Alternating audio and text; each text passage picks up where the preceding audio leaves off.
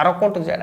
ఇప్పుడు మనోడు press meet పెడతాడు, ఇష్టానుసారంగా ప్రెస్ మీట్ పెట్టి మాట్లాడేసి అనిత గారినో చంద్రబాబు నాయుడు గారినో నిన్న మొన్న ఒక వీడియో చూసాను నేను. చంద్రబాబు నాయుడు గారి కేసులన్నింటినీ నేను మళ్ళీ రీఓపెన్ చేసేస్తాను, నేను మాత్రం వదలంటాడు. నువ్వు పట్టుకున్నా ఊడేది ఏమీ లేదు, వదిలినా ఊడేది ఏమీ లేదు. ఈ అపాబాయ కోరులు మాని. నువ్వు నీ పైన ఉన్న ఆరోపణలు, నీ పైన వస్తున్న ఆరోపణలకు ముందు సమాధానం చెప్పి తగలాడు. నువ్వు ఎవరి దగ్గర ఎంత తినేసావు, ఎవరి దగ్గర ఎంత నొక్కేసావు అనేది బహిరంగంగా బయటకు వచ్చి ఆ బాధితులు సెల్ఫీ వీడియోలు రిలీజ్ చేస్తున్నారు. వీడి పచ్చి మోసగాడరా బాబు, వీడి పచ్చి దగాకోరుడు, వీడు మా దగ్గర డబ్బులు తినేసాడు, మా దగ్గర డబ్బులు దుబ్బేశాడు, ఇవాళ కూడా సమాధానం చెప్పట్లేదని చెప్పేసి నీ పైన ఓపెన్ స్టేట్మెంట్ ఎత్తా ఉంటే పిచ్చి సన్నాసి, నువ్వు వాటికి సమాధానం చెప్పకుండా నేను చంద్రబాబు నాయుడు గారిని అవుతున్నా. అసలు నేను ఎవడన్నా తేక్తాడా అసలు అడకోటు? నీ బతుకి మేము మాట్లాడడమే ఎక్కువ. ఒక నువ్వు అడ్వకేట్ అవ్వచ్చు, ఇంకోటి అవ్వచ్చు, అది రాజకీయాల్లో రాకముందు. రాజకీయాల్లోకి వచ్చిన తర్వాత ఎవడన్నా ఓటు, మనకు వచ్చిన 71 ఓట్లకి ఏందో చూసిన 71 ఓటు ఎంత వచ్చినాయి. సరే మంగళగిరిలో పోటీ చేసినప్పుడు 417 ఎంత వచ్చినాయిలే. అసలు నీకు వచ్చిన ఓట్లకి నువ్వు మాట్లాడే మాటలకి ఏమన్నా సంబంధం ఉందా అసలు? చంద్రబాబు నాయుడు గారిని బెదిరించేస్తాడు, అనిత గారిని బెదిరించేస్తాడు, పవన్ కళ్యాణ్ గారిని బెదిరించేస్తాడు. ఇంకా నా అంత మేధావు అపర మేధావు లేదని చెప్పేసి అని కూర్చొని తెగ బిల్డప్లు ఇచ్చేస్తున్నావు కదా. ముందు నువ్వు 10 మందికి పాఠాలు చెప్పేటప్పుడు ముందు నీ మీద వస్తున్న ఆరోపణలు ఏవైతే ఉన్నాయో వాటిని క్లియర్ చేసుకుని తర్వాత నువ్వు నీతి కౌరులు చెప్తే బాగుంటుంది. నువ్వు రాజకీయాల్లోకి వచ్చిందే సంపాదించుకోవడానికి. ఈ విషయం ఓపెన్ స్టేట్మెంట్ ఇచ్చావు. నువ్వు ఒక ఇంటర్వ్యూలో చాలా స్పష్టంగా చెప్పు, నేను ప్రజలకు 25 కోట్లు ఖర్చు పెట్టేశానండి. ఇది ఈ ఒకడగాడు ప్రజల కంటే 25 కోట్లు ఖర్చు పెట్టేశాడు. ఎవడికి 19 నుంచి 24 మధ్యలో ఈ పొగోడిగాడు ఎక్కడ 25 కోట్లు ఖర్చు పెట్టేశాడు.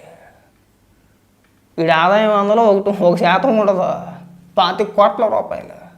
అందుకని చెప్పేసి చంద్రబాబు నాయుడు గారు నాకు ఎమ్మెల్యే టికెట్తో పాటు 5 సీట్లు ఇచ్చి ఒక్కొక్క సీట్కి 5 కోట్లు ఇవ్వండి, నేను దండుకొని బిల్డింగ్లోని మేళ్ళలో కోట్లు కట్టేసుకొని పెద్ద పెద్ద కారులో తిరిగేస్తాను అన్నాడు సోలిగాడి. నీ తప్పేలా మోకానికి 25 కోట్లు పడవు. ఇక్కడికి వచ్చి పెద్ద పెద్ద ముదర మాటలు, అంత పెద్ద పెద్ద ముదర మాటలు ఏం మాట్లాడవసరం లేదు. నువ్వు కాస్త తగ్గి మాట్లాడితే బాగుంటుంది. అనవసరమైన ప్రస్తావన తీసుకొచ్చి నేను అందరిని ఎరగి తీసేస్తానంటే నీలాంటి పకోడీగాలని చాలామందిని చూశారు. చంద్రబాబు నాయుడు గారి జీవితంలో, ఆయన రాజకీయ జీవితంలో నీలాంటి వాళ్ళని ఎంతమందిని చూసుంటారు. ఆయన పైన ఎంతమంది కేసులు వేసున్నారు. రాజశేఖర రెడ్డితో సహా. రాజశేఖర రెడ్డి అంతకుముందు కొంతమంది వేశారు, రాజశేఖర రెడ్డి కుటుంబ సభ్యులు వేశారు, రాజశేఖర రెడ్డి గారి భార్య విజయలక్ష్మి గారు వేశారు, లక్ష్మీ పార్వతి చేత వేయించారు. ఏం చేశారు? సుప్రీంకోర్టులో ఆ కేసులన్నీ మళ్ళీ వెనక్కి తీసుకున్నారు. మా దగ్గర ఎలాంటి ఆధారాలు లేవని చెప్పేసి అని. మీరు మాట్లాడితే మురుగుతూ ఉంటారు కదా, స్టేలు గీలు అని చెప్పేసి అని. వాటి గురించి ప్రసాగత్న పోనీ జగన్మోహన్ రెడ్డి కేసు ఎత్తాడు, ఏమైంది? ఏం నిరూపించారండి? ఆ కేసులే వాటికి సంబంధించి మా దగ్గర ఎలాంటి ఆధారాలు లేవని చెప్పేసి అని అన్నారు. అంతే కదా. అని నేను మళ్ళీ వచ్చిన తర్వాత రీఓపెన్ చేస్తా. ఏమో నువ్వు రావురా నాయన, నువ్వు ఎట్ట వస్తావు నాకు అర్థం కావట్లా. అసలు నీకు వైఎస్ఆర్సీపీ పార్టీకి సంబంధం లేదు. మేము వచ్చిన తర్వాత మేము ఏంటి, నువ్వును జగన్మోహన్ రెడ్డి అఫీషియల్గా పొత్తేం పెట్టుకోవాలా? అది గుర్తుపెట్టుకో బాగా. ఇప్పుడు నువ్వు సింగిల్గా పోటీ చేస్తే నీకేమన్నా గట్టిగా వస్తాయంటే మహా అయితే 400 ఓట్లు వస్తాయి, అంతకుమించి ఏమి రావు నీకు. సో ఊరికి అనవసరమైన ప్రస్తావన దేనికి అంటున్నా.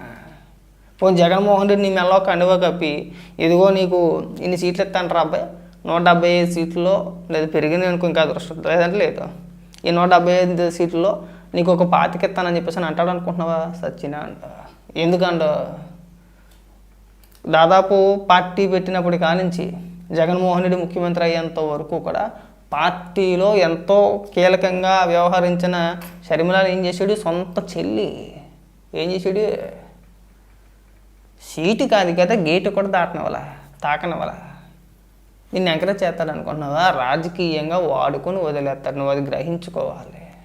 అనవసరంగా నోరు జారి మనకు నోరు ఉంది కదా, మనం మాట్లాడగలుగుతున్నాం కదా, ప్రతి అంశానికి వచ్చి అపరమేధాలో కూర్చొని తిరుమలలో అలా జరిగింది, తిరుమలలో ఇలా జరిగింది, అది మా హిందువులకు సంబంధించిన వ్యవహారం, తిన్నది మా సొమ్ము, మా మనోభావాలు కావచ్చు, మా సాంప్రదాయాలు కావచ్చు, వాటన్నిటిని కూడా జగన్మోహన్ రెడ్డి అనే వ్యక్తి కించపరిచాడు. స్టిల్ ఈ రోజుకి కూడా అదే పని చేస్తున్నారా? మేము మాట్లాడుకుంటామండి, నీకేం సంబంధం?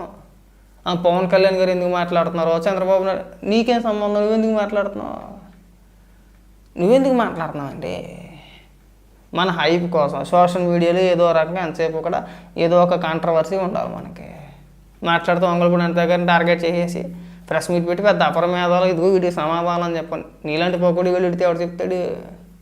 ఎవడన్నా అడిగితే అపోజిషన్ పార్టీ.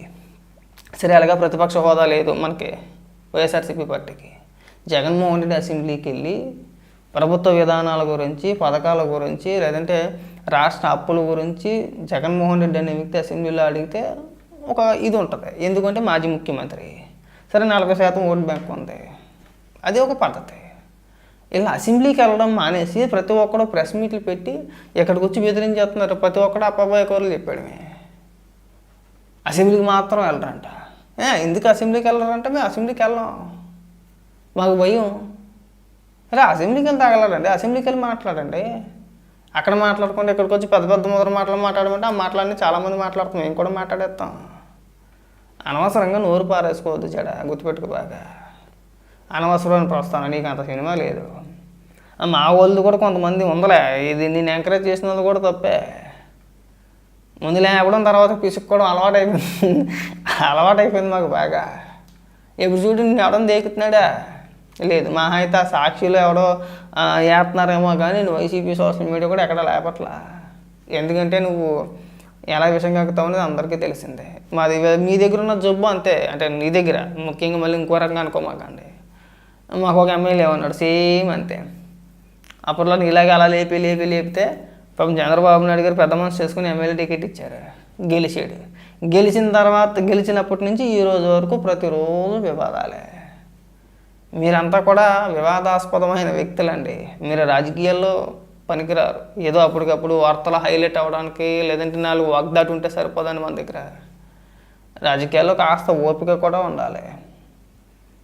తెగ ఫీల్ అయిపోతారు, నా ముఖం చూసేసి ఓట్లు వేసేసారని చెప్పి. నీ ముఖం చూస్తే మీ ఇంట్లో కూడా ఓట్లేరు.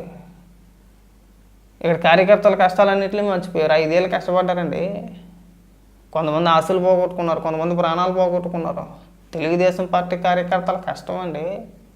ఆయన్ని పక్కన పెట్టేసాడు, పల్లెలు లాగేసుకుంటాడు, కంచాలు లాగేసుకుంటాడు. ఆ లేకి బుద్ధి పోలా, కనీసం సెన్స్ లేదు, అసలు బుద్ధికి మారలేదు. అది ఏమన్నా అంటే మళ్ళీ కులం కాడు ముందెట్టి మమ్మల్ని అలాగన్నారు, మమ్మల్ని ఎలాగన్నారు అని విడుతారు. మళ్ళీ అదో దరిద్రం, మళ్ళీ మాకు అతిపెద్ద దరిద్రం అదే.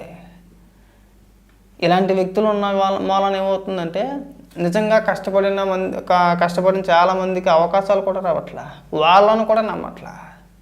వీళ్ళ ప్రవర్తన చూసిన తర్వాత, వీళ్ళ విధానాలు, వీళ్ళు మాట్లాడే విధానం చూసిన తర్వాత నిజంగా కష్టపడి పనిచేసిన వ్యక్తుల వాళ్ళకు కూడా అవకాశాలు రావట్లా. పేర్లు ప్రస్తావించను కానీ అప్రస్తుతంగా చెప్తున్న ఉదాహరణకి. మీ వల్ల మీకే కాకుండా మీ సామాజిక వర్గంలో ఉన్న వ్యక్తులకు కూడా నష్టమే. ఎవడో నమ్మే పరిస్థితి లేదు. వీడియోలాగా ఉన్నాడు, ఇతను కూడా అంతేనేమో, లేదు ఇతను ఎలా ఉన్నాడు ఇతను కూడా అంతేనేమో. ఎందుకులే అనవసరంగా లేని పూర్వం తీసుకొచ్చి మీద నెక్కించుకొని మళ్ళీ రేపొద్దున విమర్శలు పాలవడం దేనికిలే అని చెప్పేసి వాళ్ళకు కూడా వచ్చే అవకాశాలు రాకుండా పక్కన పెట్టేస్తున్నారు వాళ్ళని కూడా. దీని అంతటికీ కారణం ఏంటంటే ఇక మీలాంటి వ్యక్తులే. ఎటు అవకాశం ఉంటే అటు మాట్లాడటం, అవకాశవాదాలు పనికిరావు. నేను ఇప్పుడు జడా శ్రవణ్ కుమార్కి చెప్పిన, నువ్వేం వైఎస్ఆర్సీపీ పార్టీ కండువా కప్పుకోలేదు, నీకు ఒక పార్టీ ఈడిసి వచ్చింది, నీ విధానాలు ఏంటి, మీ విధానం ఏంటి చెప్పుకో. మాట్లాడితే జగన్మోహన్ రెడ్డి వస్తే లేపేస్తాడు. 19 నుంచి 24 వరకు జగన్మోహన్ రెడ్డి ఉన్నాడు. అప్పుడు మాట్లాడాము, ఇప్పుడు మాట్లాడుతున్నాం, రేపు మాట్లాడుతాం, ఎల్లుండి మాట్లాడతాం. ఉద్దేశం పెడతారండి అందరినే. వీటి వల్ల ఓట్లు రాలవండి, అది గుర్తుపెట్టుకుంటే బాగుంటుంది.